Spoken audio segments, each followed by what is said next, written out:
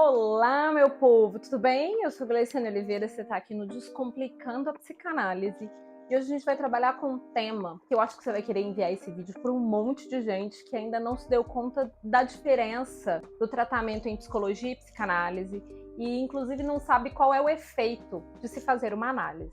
Então, vamos lá!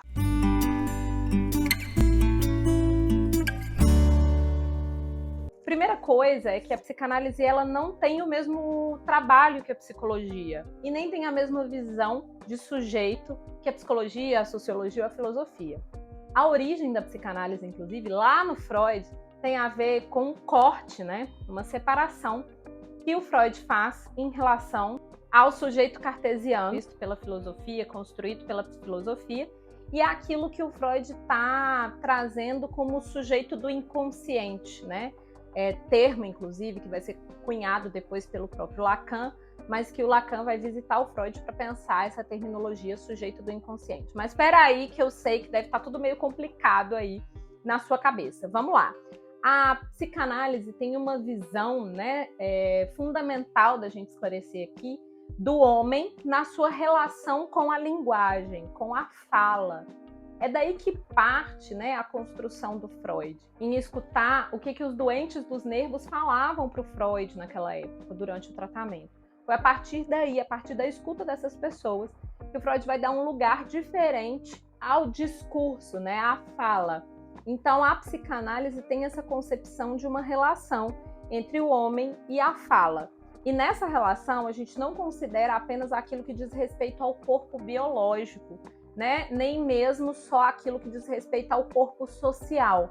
Mas na visão da psicanálise há uma outra questão em jogo, que é o aparelho psíquico. Então a gente vai trabalhar com uma ideia de que não é só o eu que existe, O eu seria esse eu aqui que eu tô conversando com vocês, entendeu?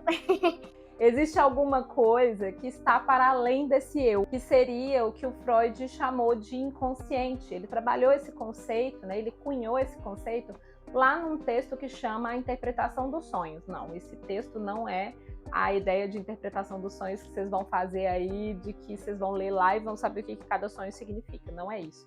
Mas o Freud vai estudar os sonhos para poder explicar o que é o inconsciente. O inconsciente é isso que escapa, Quando às vezes a gente está conversando com alguém e troca o nome, ou faz uma piada querendo dizer uma coisa e a pessoa entende outra, ou faz um sonho com alguém, que a gente fala, gente, por que eu sonhei isso com essa pessoa, Isso é o material inconsciente que escapa.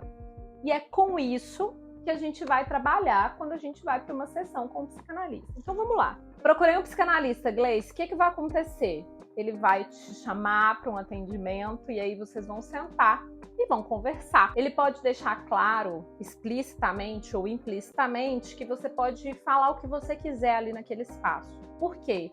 Porque a ideia é que você consiga trazer as suas angústias sem a questão da censura, da moral, que a gente tem no nosso meio social. A gente tem que caminhar para além disso. Então, a ideia é que você consiga falar abertamente sobre as suas questões.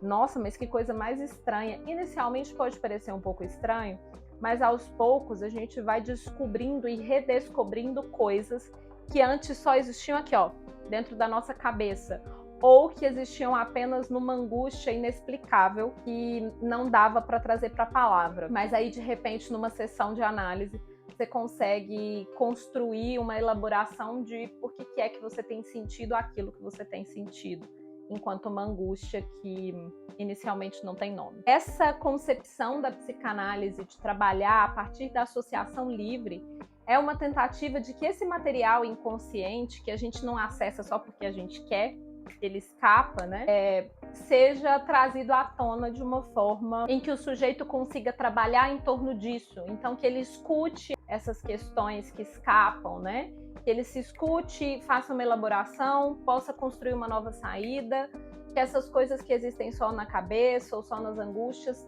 ganhem corpo a partir das palavras, ganhem corpo na linguagem e passem a existir de fato, e a partir dessa existência, a gente possa dar um tratamento para isso. Gleice, mas parece tão abstrato. De fato, é muito abstrato. E a gente pode, sim, ver alguns efeitos terapêuticos da psicanálise, mas na psicanálise a gente não trabalha com o comportamento, mas o efeito pode acontecer no comportamento. A gente não trabalha com o eu, mas o eu também vai sofrer os efeitos desse processo analítico, porque o eu é isso que é consciente, né?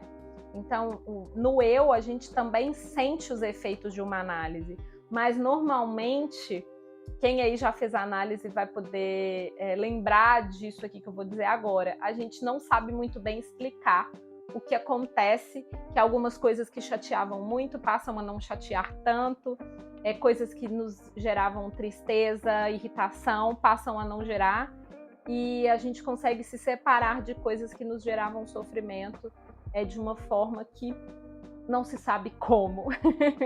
Então, isso é o efeito inconsciente do tratamento de uma análise. Gleice, mas quando é que eu devo procurar um analista? É quando a angústia estiver aí te apertando e te fazendo sofrer demais. Um analista é sempre uma pessoa muito passiva no sentido de não vai te mandar fazer coisas, e muito ativa no sentido de investigar o que está acontecendo com você. Então, o analista vai sempre querer saber o que está acontecendo com você. Muito importante esclarecer isso para vocês não entenderem que um analista é aquela pessoa que vai ficar em silêncio, blasé, e que vai dizer fale mais sobre isso apenas, né? Foi-se o tempo que um analista ficava nesse lugar. Hoje, um psicanalista é uma pessoa que conversa com você, que te pergunta o que é que você sente, como que é isso para você, o que você pensa a respeito disso, numa espécie de investigação do seu sofrimento. Então, é uma pessoa muito interessada nisso que tem te feito sofrer. E a partir desse interesse é que vocês vão poder conduzir para uma saída melhor para lidar com isso. Então, é muito importante que você entenda a diferença da psicologia para a psicanálise, não porque uma é melhor que a outra, já cansei de dizer isso por aqui, tá? Mas porque são tratamentos com objetivos e formas de ver o ser humano muito diferentes. E aí, a partir dessa diferenciação, você pode, inclusive, experimentar passar por um processo psicoterapêutico e experimentar passar por um processo analítico. Um sempre separado do outro, né? E aí, faço um alerta para você. A ideia de que você vai entrar numa análise que você vai sofrer muito, ela precisa cair. Então, fale disso na sua análise se isso estiver acontecendo. Outra coisa, o espaço de uma análise não é um lugar de julgamentos, nem de pré-definições do que você deve ou não fazer, tá? Então, se isso estiver acontecendo com você, abre o olho, ok? Eu espero que eu tenha te ajudado a entender um pouquinho melhor sobre o que é o tratamento analítico. Eu peguei a teoria aqui, trouxe de um jeito que seja possível de vocês acompanharem, mas é muito, muito importante que a análise tenha espaço de acordo com aquilo que você deseja para sua vida, tá? É isso. Dúvidas, questões, mandem aqui. Não deixe de se inscrever no canal e também ativar as notificações para receber os vídeos novos, tá? É isso. Um beijo, meu povo. Até!